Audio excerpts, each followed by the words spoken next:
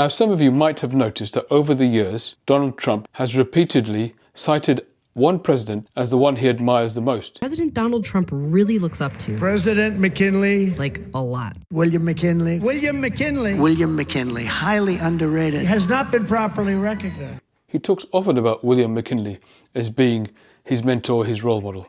Now, what is it about William McKinley and what he did that Trump is so attracted to? I thought I'd make a quick video on that because there are a couple of facets that seem to echo through time from McKinley to Trump. One thing that McKinley did is that he engaged in the use of tariffs. He was a very staunch protectionist and he believed in the value of imposing tariffs in your relationships with other countries. He was the tariff king. He called himself A tariff man standing on a tariff platform.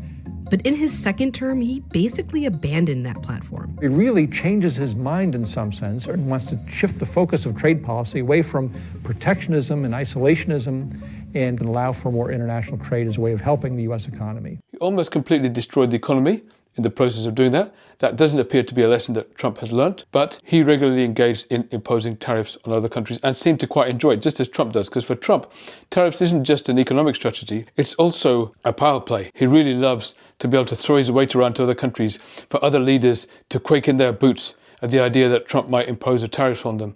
It's his way of grinding others into the ground and making himself the overlord of everything else. And McKinley clearly engaged in the same frivolous exercise, much to the great cost of the United States and its economy.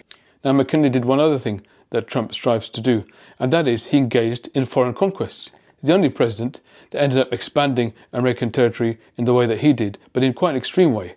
He ended up purchasing and colonizing Hawaii, Puerto Rico, but also the Philippines. So he took over new territory, and that included a country thousands of miles away from the US. He even fought a war to try to retain the Philippines as a US territory, which eventually they lost, but he completely overstretched in that regard as well. He clearly had imperial ambitions. And actually these two things, tariffs and foreign conquest, really go together, because it's all about having an ego that needs to be massaged. It's all about projecting yourself into the world as strong. So you make people fear you by the threat of tariffs. You also make people fear you by the threat of imperial conquest. You use all the weapons at your arsenal, economic and military, to throw your weight around on the world stage and impose yourself on others. That's what Trump does physically, it's what he does as a person, as a human being, and of course, it's what he's doing on the world stage too. So he does have a precedent in this regard. He has a mentor and a role model in history. And unfortunately, it's not a good model and it didn't end well. Thank you for watching my video.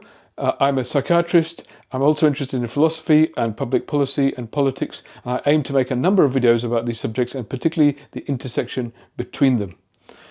If you're able to like and subscribe to this channel, then it'll really help, and also put in some comments whenever you can. That'll really help the algorithm. It'll really help promote this channel to other people.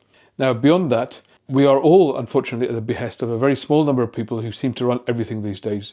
And we are all at the whim of a tech oligarch who could decide tomorrow to end a channel like this because it's not in their favor. And because of that, I've set up a kind of email newsletter, which you can subscribe to. At the top of the channel, you'll see a web address. Please go there and subscribe to my newsletter. That way you can stay in touch with the videos I'm making. At least we can keep the content flowing. So I hope you can do that. And I hope we can keep talking and also gain clarity, not just about what's happening right now, but how we can get through this, how we can improve things to make a better tomorrow together. Thank you.